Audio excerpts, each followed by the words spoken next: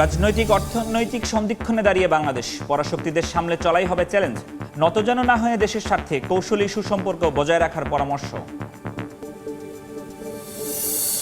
4 দাবিতে চট্টগ্রাম বন্দরে আবারও অনির্দিষ্টকালের ধর্মঘট। কর্তৃপক্ষের সঙ্গে বৈঠকে বসতে নারাজ শ্রমিকরা। স্থবিরতা নিরসনে প্রধান উপদেষ্টাকে ব্যবসায়ীদের চিঠি। ভোটের আগে চাঙ্গা ভাব ঢাকার পুঁজিবাজারে। বেড়েছে সূচক ও বাজার মূলধন। দৈনিক লেনদেন ছাড়িয়েছে 700 কোটি টাকা। বিনিয়োগ টানছে জেট ক্যাটাগরির প্রতিষ্ঠান। ধান চাষ করে ক্ষতির মুখে নেত্রকোনার কৃষকরা। হাওরে পানি জমে থাকা শৈত্যপ্রবাহে আশানুরূপ হয়নি বোরোর ফলন। মাঠ পর্যায়ে পরামর্শ দিচ্ছে কৃষি বিভাগ। এবং যুক্তরাষ্ট্র ভারত এফটিএর অন্তর্বর্তী বাণিজ্য কাঠামো প্রকাশ। $500 বিলিয়ন পণ্য আমদানির প্রতিশ্রুতি দিল্লির। চূড়ান্ত চুক্তি করতে আলোচনা চালিয়ে যাওয়ার আশা।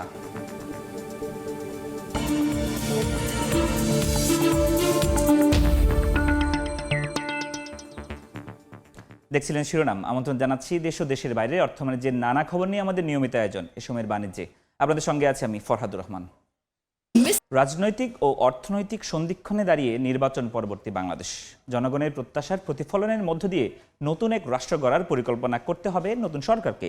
ভূরাজনৈতিক দিক থেকে বাংলাদেশকে নিয়ে ভারতসহ পরাশক্তিগুলোর আগ্রহ থাকায় সব দিক সামলে চলাই হবে বড় চ্যালেঞ্জ, এমনটাই মনে করছেন অর্থনীতিবিদরা। আর টানাপোড়েনের সংখ্যায় নতজানু না হয়ে বাণিজ্য ও বিনিয়োগ স্বার্থে কৌশলী সুসম্পর্ক বজায় রাখার পরামর্শ বিশ্লেষকদের। কাজল আব্দুল্লাহর রিপোর্ট।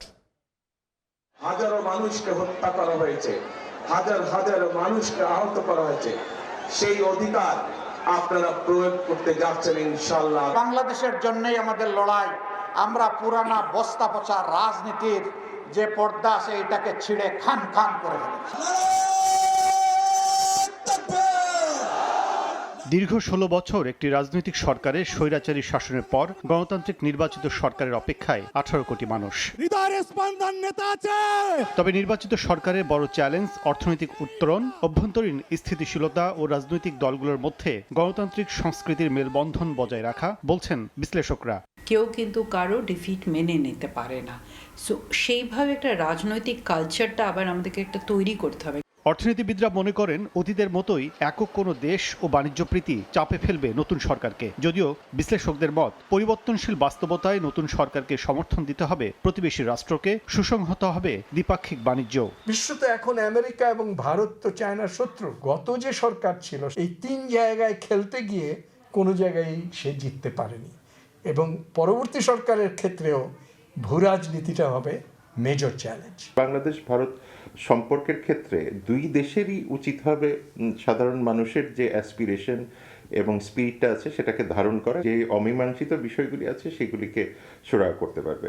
রাজনৈতিক সরকারের দিকে তাকিয়ে ইতোমধ্যে অনেক বিদেশি বিনিয়োগকারী অবস্থান নিয়েছে ওয়েট অ্যান্ড সি পলিসিতে। তাই গণ অভ্যুত্থান পরবর্তী টেকসই অর্থনীতির লক্ষ্যে পররাষ্ট্রনীতির ভারসাম্যে গুরুত্ব দিচ্ছেন কূটনৈতিক বিশ্লেষকরা। বৈশ্বিক বাণিজ্যের দৃশ্যমান পলিসি অনুযায়ী দেশভিত্তিক স্বার্থকে বিচক্ষণের সাথে দেখার পরামর্শ তাদের। যাদেরকে আমরা হেজেমন্স বলছি তাদের থেকে একটু দূরত্ব বজায় রেখে, আমাদের সাউথ এশিয়ার মধ্যে তো মিডল পাওয়ার্সও আছে, নেপাল আছে, ধরেন ভুটান আছে, শ্রীলঙ্কা আছে, সাউথ ইস্ট এশিয়ায় ধরেন ইন্ডোনেশিয়া আছে, মালয়েশিয়া আছে, আমরা আফ্রিকান কান্ট্রিজগুলো আছে। আমরা কিন্তু এই জায়গাগুলোকে কিন্তু এক্সপ্লোর করিনি। তাদের মধ্যে আমরা সহযোগিতা গড়ে তুলতে পারি কি না সেটা আমাদেরকে দেখতে হবে। আমাদেরকে ওই গতানুগতিকভাবে চিন্তা করলে হবে না যে চীনের সাথে সম্পর্ক থাকলে মার্কিন যুক্তরাষ্ট্রের সম্পর্কে টানাপোড়েন হবে। বাণিজ্যটাই প্রধান হবে, এবং এই বাণিজ্যের ক্ষেত্রে আমরা কি ধরনের মানুষকে লেভারেজ দিই। অভ্যন্তরীণ স্থিতিশীলতা, পররাষ্ট্র নীতি ও অর্থনৈতিক সংস্কার, এই 3 বিষয়ের ওপর নির্ভর করবে বাংলাদেশের ভবিষ্যৎ। নতুন সরকারের সামনের কয়েক মাসের সিদ্ধান্তই ঠিক করে দেবে বাংলাদেশের অর্থনৈতিক মানচিত্র। সঠিক সিদ্ধান্ত নিতে পারলে দেশ ঘুরে দাঁড়াতে পারে, আর ব্যর্থ হলে সংকট দীর্ঘস্থায়ী হওয়ার আশঙ্কায় বিশ্লেষকরা। কাজল আব্দুল্লাহ, সময় সংবাদ, ঢাকা।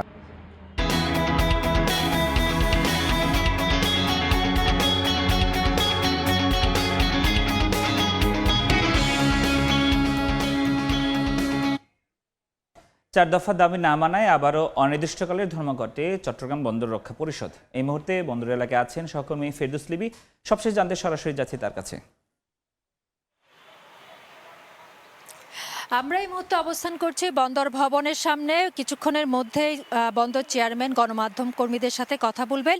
এই মুহূর্তে তিনি শ্রমিকদের সাথে একটি বৈঠকে আছেন। আপনারা জানেন যে 4 দফা দাবি না মানার কারণে আজকে থেকে আবারও অনির্দিষ্টকালের ধর্মঘট ডাক দিয়েছেন শ্রমিক কর্মচারী যারা আছেন বন্দরের। এবং সকাল থেকে যখন আমরা 8টায় এখানে এসেছি তখন দেখেছি বন্দর গেটগুলোতে কিন্তু কোনো ধরনের যানবাহন আমরা দেখি নাই, অর্থাৎ পণ্য ডেলিভারি কিংবা কন্টেনার থেকে পণ্য খালাস সেগুলো কিন্তু পুরোপুরি বন্ধ রয়েছে। সকাল 8টার দিকে কিছু পণ্যবাহী ট্রাক কাভার্ড ভ্যানকে আমরা বন্দর গেটে দেখেছি, কিন্তু 8টার পর সব ধরনের কাজ বন্ধ রেখেছেন বলে শ্রমিক নেতা যারা আছেন তারা আমাদেরকে জানিয়েছেন। এমনকি এবারে যে ধর্মঘট সেই ধর্মঘটে কিন্তু বন্দরের যে বহির্নোঙরে পণ্য খালাস সেটাও বন্ধ রাখার ঘোষণা দিয়েছিলেন শ্রমিকরা। এবং আমরা যতটুকু তথ্য পেয়েছি সেটা হচ্ছে বহির্নোঙরে যেসব জাহাজ থেকে ইতিমধ্যে পণ্য খালাসের প্রক্রিয়া প্রায় শেষ পর্যায়ে, সেই সব জাহাজ থেকে পণ্য খালাস অব্যাহত আছে, কিন্তু নতুন করে কোনো জাহাজ থেকে কিন্তু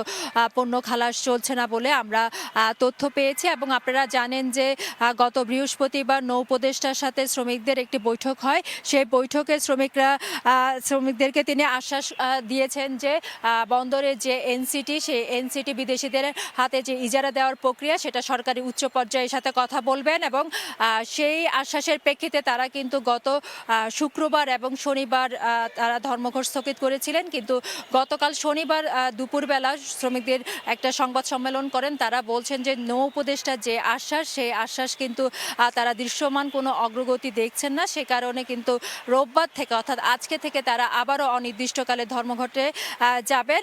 সেই প্রেক্ষিতে কিন্তু ধর্মঘট শুরু হয়েছে সকাল 8টা থেকে। এরই মধ্যে কিন্তু শ্রমিক নেতা যারা আছেন তারা অভিযোগ করছেন যে তাদের অনেক শ্রমিককে কিন্তু ডিবি পরিচয়ে তুলে নেওয়া হচ্ছে। তো এই ছিল আমার কাছে এখনো পর্যন্ত চট্টগ্রাম বন্দর থেকে সর্বশেষ। সরাসরি যুক্ত ছিলাম চট্টগ্রাম বন্দর থেকে। ধর্মঘটের খবর জানাচ্ছিলেন ফেরদৌস লিপি। এদিকে চট্টগ্রাম বন্দরে ঘোষিত ধর্মঘট নিরসনে প্রধান উপদেষ্টার জরুরি হস্তক্ষেপ কামনা করে চিঠি দিয়েছে বিইএফ, বিজিএমইএ, বিকেএমইএ ও বিটিএমএ। শনিবার দেওয়া ওই চিঠিতে উল্লেখ করা হয়, রফতানি কার্যক্রম ব্যাহত হলে তৈরি পোশাকসহ রফতানি খাত অপূরণীয় ক্ষতির সম্মুখীন হবে। রমজানকে সামনে রেখে নিত্য প্রয়োজনীয় ভোগ্যপণ্য ও শিল্পের কাঁচামালবাহী জাহাজ খালাস না হলে বাজারে কৃত্রিম সংকট তৈরি হতে পারে।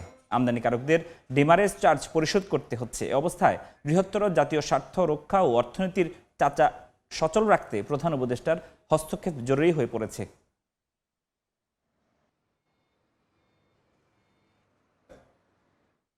দেখছেন এই সময়ের বাণিজ্য। এর বাড্ডায় নির্বাচনী জনসভায় বক্তব্য রাখছেন জামাত ইসলামের আমির ডাক্তার শফিকুর রহমান। সরাসরি যাচ্ছে সেখানে।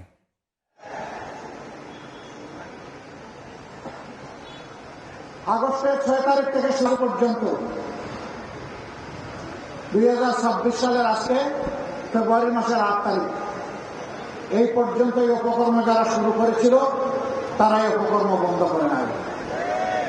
তাদের জ্বালায় অতিষ্ঠ সাধারণ মানুষ, ব্যবসায়ী, এমনকি ফুটপাতে যে বিক্ষোভ লোকটা ভিক্ষা করে তার ওদের কাছ থেকে ছাড়া। আমরা কি আমাদের সন্তানদেরকে বুকে নিয়ে জুলাই মাসে এই জন্য লড়াই করেছিলাম যেখানে পুরাতন চাঁদাবাজের বদলে নতুন চাঁদাবাজের জন্ম হবে, মামলাবাজের জন্ম হবে, ভূমি দখলবাজের জন্ম হবে, ভূমি দস্যুদের জন্ম হবে। এই জন্য তো আমরা এই লড়াই করিনি, আমাদের সন্তানেরা এই লড়াই করিনি। আমাদের সন্তানদের দাবি কি ছিল? সিম্পল দাবি, উই ওয়ান্ট জাস্টিস। আমরা শান্তিতে থাকতে চাই, আর তার জন্য সারা সমাজের সর্বত্র আমরা ন্যায় বিচার দেখতে চাই। এটাই তারা বলেছিল। এখন ন্যায় বিচার এটা নির্বাচন। আপনারা দেখেছেন একটি দল তারা মাঝে মধ্যে বলেন তারা ক্ষমতায় গেলে দুর্নীতির ত্রুটি চেপে ধরবে। ভালো কথা। Charity always starts from home. ভালো কাজ নিজের ঘর থেকে শুরু করা লাগে। তাইলে যে 59 জন বয়া ঋণ খেলাপি, ব্যাংক ডাকাত, এদেরকে আপনারা মনোনয়ন দিলেন কেন? এদেরকে বগলের নিচে আশ্রয় দিয়ে এমপি বানিয়ে আপনারা করবেন দুর্নীতি দমন। এগুলা শুনলে পেশায়ও আসবে। জনগণ এগুলো বুঝে। প্রিয় সম্মানিত ঢাকা 11বাসী, বারবার 12 তারিখ ফিরে আসবে না। 5 আগস্টের অসম্পূর্ণ কাজ সম্পন্ন করার দিন হচ্ছে আগামী 12 তারিখ। 5 আগস্ট জানিয়ে রক্ত দিয়েছিল আমাদের সন্তানেরা, ভাইয়েরা, বোনেরা, শিশু, বৃদ্ধ, আবাল বনিতা। ওই রক্তের ঋণ পরিশোধ করার দিন হলো 12 তারিখ। এই রক্তের সাথে যারা বেইমানি করবে, ইতিহাস তাদেরকে ক্ষমা করবে না। সারা বাংলাদেশ এখন জেগে উঠেছে। তরুণ যুবকেরা তাদের দৃষ্টিভঙ্গি জানিয়ে দিয়েছে।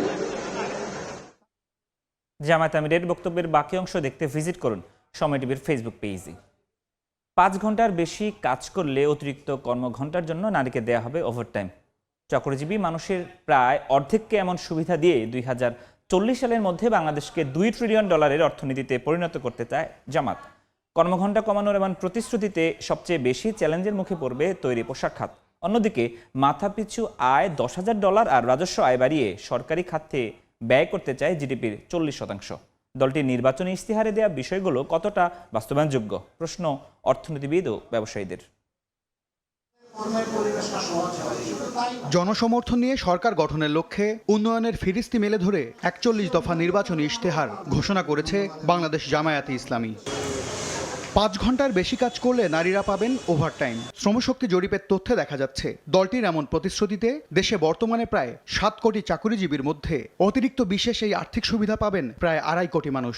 জানিয়ে মিশ্র প্রতিক্রিয়া রয়েছে কর্মজীবী নারীদের। সময়টা কমে আসে তো আমরা বাচ্চাটাকে প্রপার টাইম দিতে পারছি, ফ্যামিলিতে টাইম দিতে পারছি, আমাদের জন্য প্লাস পয়েন্ট। ওই ভাতাটাই যদি নিব বা এই সুবিধাটাই যদি নিব, তাহলে এত কষ্ট করে পড়াশোনা করছি কেন, এত স্ট্রাগল করছি কেন লাইফে। তবে কর্মঘণ্টার এমন হিসাব দেশের সবচেয়ে বড় আনুষ্ঠানিক কর্মখাত তৈরি পোশাক শিল্পকে নতুন চ্যালেঞ্জের মুখে ফেলবে বলে মনে করেন বাংলাদেশ এমপ্লয়ার্স ফেডারেশনের সভাপতি। আমার যদি একটা মেয়ে 5 ঘন্টা পরে চলে যায়, তার বেতন দিয়ে আমি কি করব? সে যদি তার কাজটা না করে, তাহলে তার পরের সেকশনে, মানে পরের মেশিনে যে ছেলেটা আছে সে তো বসে থাকবে, তার বেতন তো ওনারা দিবে বলেন নাই। দীর্ঘমেয়াদী করনীতির অভাব আর নিরবচ্ছিন্ন জ্বালানি সংকটে যখন উৎপাদন সক্ষমতার বড় একটি অংশ কাজে লাগাতে পারছে না শিল্প খাত, এমন বাস্তবতার মধ্যেই মাত্র 14 বছরে $46,200 কোটি অর্থনীতিকে $2 লাখ কোটি পরিণত করার যে ঘোষণা দিয়েছে জামায়াতে ইসলামী, তা বাস্তবায়নের পথনকশাও চান ব্যবসায়ীরা। 2040 সালের মধ্যে আমরা $2 ট্রিলিয়ন ইকোনমিতে যাব, এগুলো ওভার অ্যাম্বিশিয়াস কথাবার্তা। আমরা এখন বিলিয়নে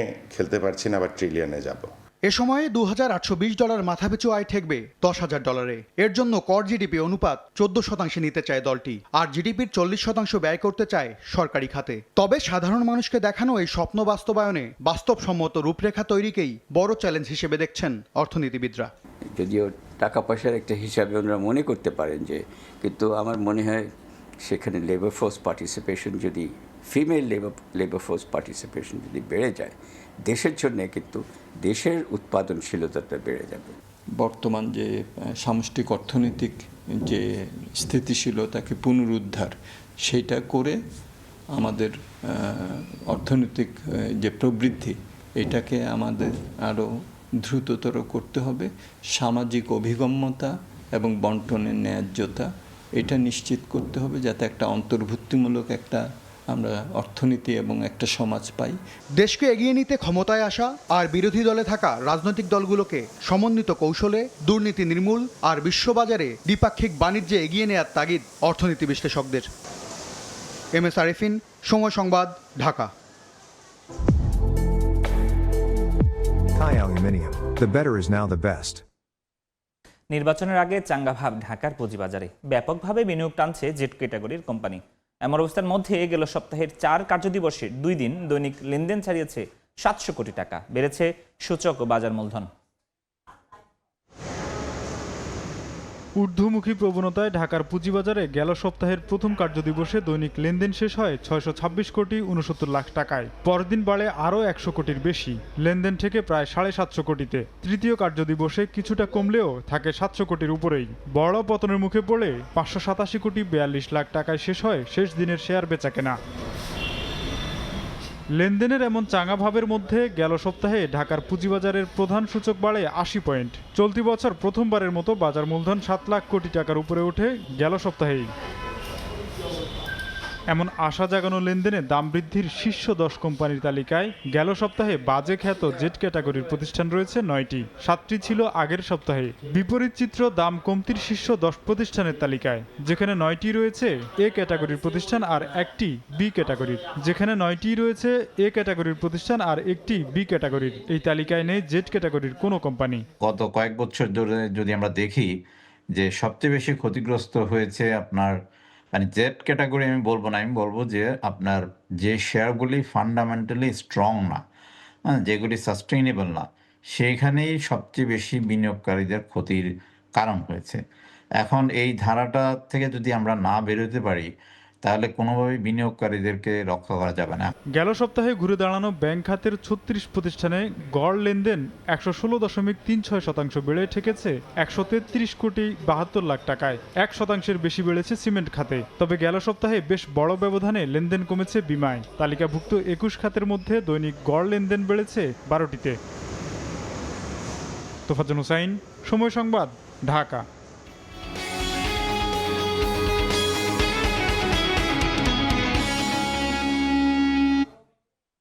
রাজধানীর বাজারে এলাচ ছাড়া কমছে জিরা, লবঙ্গ সহ বেশিরভাগ। স্বস্তির কথা জানিয়েছেন ক্রেতা বিক্রেতারা।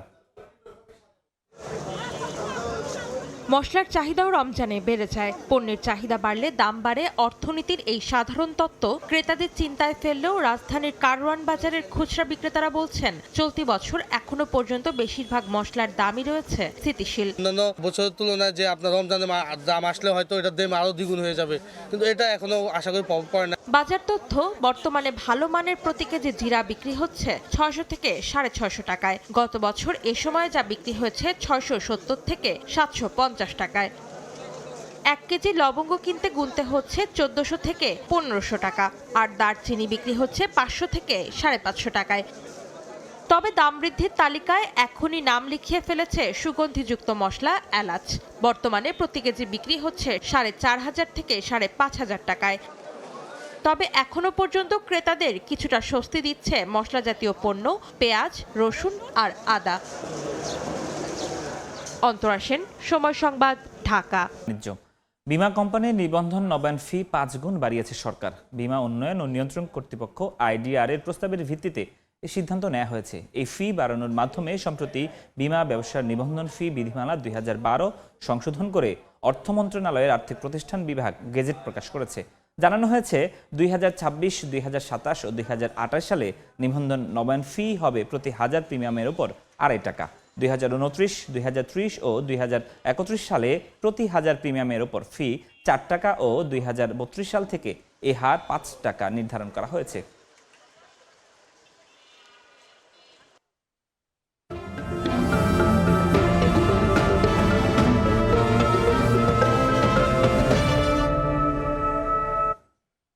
নেত্রকোনায় ধান চাষ করে এবছর ক্ষতির মুখে কৃষকরা। হাওরে পানি জমে থাকা শৈত্যপ্রবাহে এবার আশানুরূপ হয়নি বোরোর ফলন। কৃষকদের মাঠ পর্যায়ে পরামর্শ দেয়া হচ্ছে বলে জানিয়েছে কৃষি বিভাগ। আলপনা বেগমের তথ্য ও আবু সুফিয়ানের তোলা ছবিতে রিপোর্ট। নেত্রকোনার হাওর বেষ্টিত 3 উপজেলা মদন মোহনগঞ্জ, খালিয়াজুড়ি, এছাড়া আরও 6টি উপজেলায় রয়েছে আংশিক হাওর। এই হাওরাঞ্চলের একমাত্র আবাদি ফসল বোরো ধান, কৃষকদের জীবিকা নির্বাহের প্রধান অবলম্বন। তবে হাওরের নিচু এলাকায় পানি জমে থাকায় এবং শৈত্যপ্রবাহের কারণে পিছিয়েছে বোরো ধানের আবাদ। সেচ, সার ও শ্রমিকের খরচ বেশি হওয়ায় লোকসানের শঙ্কায় চাষিরা। সারের যে দাম আর তেলের যে দাম, ধানের যদি দাম না হয় তাহলে তো কৃষক অনেক লসে পড়বে। বড় ধান যে জায়গা ওই জায়গার মধ্যে এখনো পানি আছে, কাল বিল কুদা হইলে এই পানি যাইলো আমরা আরো আগায় লইতে পারলাম। কিছুটা বিলম্বে বোরোর আবাদ হলেও এ পর্যন্ত 63 ভাগ রোপণ সম্পন্ন হয়েছে বলে জানায় কৃষি বিভাগ। আমাদের কৃষকেরা সঠিক পরিমাণ সার ব্যবহার করে এবং যে পরিচর্যা, বিশেষ করে বালাইনাশক এবং পোকামাকড় নাশক যদি পরামর্শ নিয়ে তারা ব্যবহার করে তাহলে তাদের উৎপাদন খরচটা কমে আসবে, আলটিমেটলি তারা লাভবান হবে। এবছর বোরো আবাদের লক্ষ্যমাত্রা ধরা হয়েছে 1,85,548 হেক্টর জমি। সময় সংবাদ, নেত্রকোনা। সময়ের বাণিজ্য। ঠাকুরগাঁয়ে নির্বাচনী পথসভায় বক্তব্য রাখছেন বিএনপি মহাসচিব মির্জা ফখরুল ইসলাম আলমগীর। সরাসরি যাচ্ছে সেখানে। এই ভুট্টার কাজটাও আমরাই নিয়ে আসছিলাম এখানে। সেই ভুট্টা চাষে এখন আমার কৃষক ভাইরা অনেক ভালো থাকে। আমরা মুরগির ফার্ম, কাজী ফার্ম এই এলাকাতে প্রায় 21টা আমরা নিয়ে আসছিলাম। তারা এখানে লাভ করে ঠিকই, কিন্তু আমাদের ছেলেরা ব্যবসা করতে পারে, আমাদের ছেলেদের চাকরি হয়, ভুট্টা বেচা দেয়, ঠিক না? এইভাবে রাস্তাঘাটে আমরা তখন অনেক করেছি, স্কুল কলেজ মাদ্রাসাগুলো করেছি, আপনাদের স্কুলের এমপিও ভুক্ত করেছি, এইভাবে শিক্ষা প্রতিষ্ঠানগুলো করার চেষ্টা করেছি। প্রিয় ভাই ও বোনেরা, আপনারা যদি আমাকে এই ধানের শীষে ভোট দেন, তাহলে আপনাদেরকে আমি নিশ্চয়তা দিতে পারি এই বাকি যে রাস্তাঘাটগুলো আছে, স্কুল মাদ্রাসা আছে, সেখানে আমরা সমস্ত কাজ করে দেবো। আমরা এখানে ভালো দিকের ব্যবস্থা করবো। আর আমার ছেলেরা মেয়েরা বিয়ে পাস করে চাকরি বাকরি পায় না, ঠিক তো? আমি মনে করি যে খুব মেধাবী ছেলে ছাড়া বিএমএ পাস করার দরকার নেই। তার চেয়ে যদি আমি কারিগরি শিক্ষা নেই, আমি যদি আপনার ইলেকট্রিশিয়ান হতে পারি, কার্পেন্টার হতে পারি, প্লাম্বার হতে পারি, ড্রাইভার হতে পারি, নার্স হতে পারি, তাহলে দেশে বিদেশে আমার চাকরির সুযোগ অনেক বেশি এবং সেখান থেকে আমি অনেক বেশি করতে পারবো। এই জন্য এই এলাকাতে আমি কারিগরি প্রশিক্ষণ কেন্দ্র অনেকগুলো স্থাপন করতে চাই। মির্জা ফখরুলের বক্তব্যের বাকি অংশ দেখতে ভিজিট করুন সময় টিভির ফেসবুক পেজে। বিএসআরএম এর সহযোগিতায় আন্তর্জাতিক মাতৃভাষা দিবস উদযাপন উপলক্ষে ফ্রোবেল একাডেমি শিক্ষার্থীরা আয়োজন করেছে জেব্রা ক্রসিং কর্মসূচি। এটি তাদের ডিজাইন ফর চেঞ্জের একটি কার্যক্রম।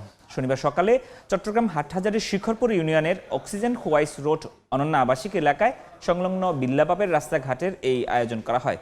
শিক্ষার্থীরা শিশু বান্ধব জেব্রা ক্রসিংয়ের নকশা নির্ধারণ ও রাস্তায় জেব্রা ক্রসিং রং করার মাধ্যমে এই কর্মসূচি সম্পন্ন করে। মূলত ফ্রোবেল একাডেমিতে ছোটবেলা থেকেই শিক্ষার্থীদের দেশ ও জাতির প্রতি নিজেদের দায় দায়িত্ব শেখানোর ধারাবাহিক প্রক্রিয়ার এটিও একটি গুরুত্বপূর্ণ অংশ। এ সময় শিশুদের উৎসাহ দেওয়ার জন্য বিদ্যালয়ের শিক্ষার্থী, শিক্ষকরা ও কর্মীদের সঙ্গে উপস্থিত ছিলেন বিদ্যালয়ের সিইও মিসেস সাবিন আমিন ও স্কুল প্রধান মিসেস নুসরাত খান।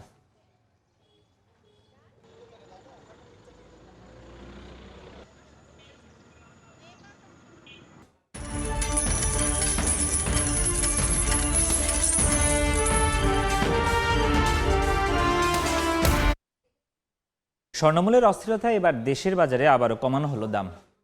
এবার ভরিতে সর্বোচ্চ ৩,২৬৬ টাকা কমিয়েছে বাজুস। এদিকে বিশ্ববাজারে শুক্রবার স্বর্ণের দাম বেড়েছে প্রায় 4%। অস্থির দেশের স্বর্ণের বাজার। শনিবার সকালে ভরিতে সর্বোচ্চ ৭,৬৪০ টাকা বাড়ানোর পর সন্ধ্যায় ভরিতে সর্বোচ্চ ৩,২৬৬ টাকা কমানোর ঘোষণা দেয় বাংলাদেশ জুয়েলার্স অ্যাসোসিয়েশন বাজুস। নতুন দাম অনুযায়ী রোববার থেকে দেশের বাজারে প্রতি ভরি ২২ ক্যারেটের স্বর্ণের দাম পড়বে ২,৫৮,৮২৪ টাকা। এছাড়া ২১ ক্যারেট ২,৪৭,০৪৪ টাকা, ১৮ ক্যারেট ২,১১,৭৬০ টাকা এবং সনাতন পদ্ধতির প্রতি ভরি স্বর্ণের দাম ১,৭৩,৩২৭ টাকা পড়বে।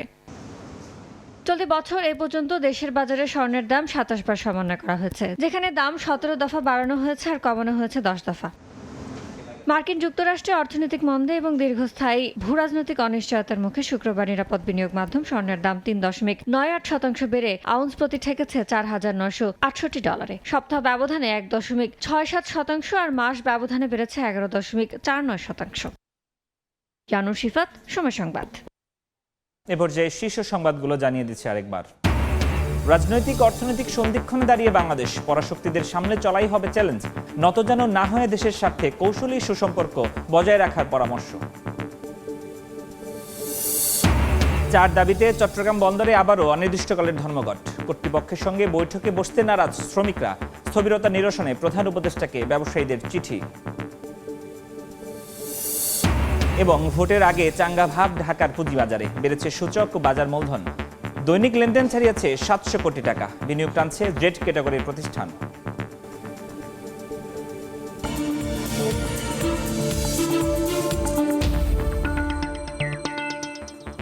এই ছিল এই সময়ের বাণিজ্যে। দুপুর ১২টার সময় সংবাদের সঙ্গে থাকবেন রোজা চৌধুরী। ধন্যবাদ ফরহাদ। দুপুর ১২টার সময় সংবাদ নিয়ে আসছি কিছুক্ষণ পর, সঙ্গে থাকুন সময়।